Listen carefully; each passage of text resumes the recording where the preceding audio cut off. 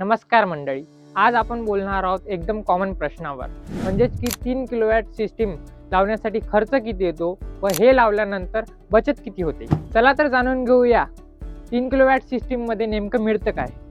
यामध्ये 545 वॅटचे 6 panels, पॉलिकॅपचं 3.6 किलोवॅटचं inverter, ACDB, DCDB आणि अपोलोचे 3x3च्या पाईपमध्ये structure आणि अर्थिंग हे सिस्टीम लावल्यानंतर 25 ते 30 वर्ष आरामात चालतो. चला तर जाणून घेऊया हा सिस्टीम लावल्यानंतर अंदाजी खर्च किती येतो.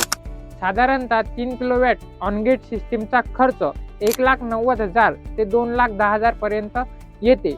स्ट्रक्चर, ब्रँड आणि लोकेशन यावर अवलंबून थोडंफार कमी जास्तही होतो. सबसिडी मिळाल्यानंतर नेमका खर्च किती होतो जाणून घेऊया. साधारणतः 3 किलोवॅट सिस्टीमवर मिळते 78,000 सबसिडी, म्हणजेच तुमचा नेट खर्च येतो 1,12,000 ते 1,32,000 पर्यंत. त्यामुळे 3 किलोवॅट सिस्टीम हे एक जबरदस्त डील आहे. चला तर जाणून घेऊया 3 किलोवॅट सिस्टीम दिवसाला किती वीज तयार करते.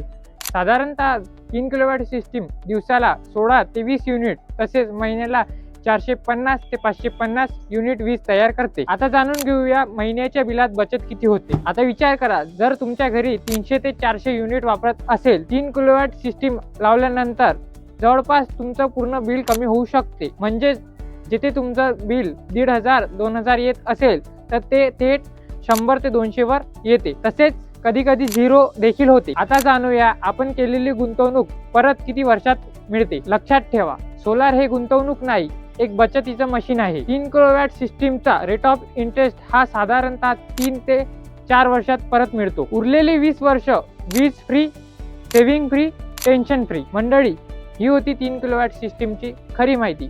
आता निर्णय तुमचा. महिन्याचं वीज बिल भरत बसायचं की एकदा सोलर सिस्टीम लावून 20 वर्ष वीज फ्री वापरायची. आणि हो, चॅनलला सबस्क्राईब करायला विसरू नका व बेल आयकॉनवर क्लिक करा. भेटूया पुढच्या व्हिडिओत.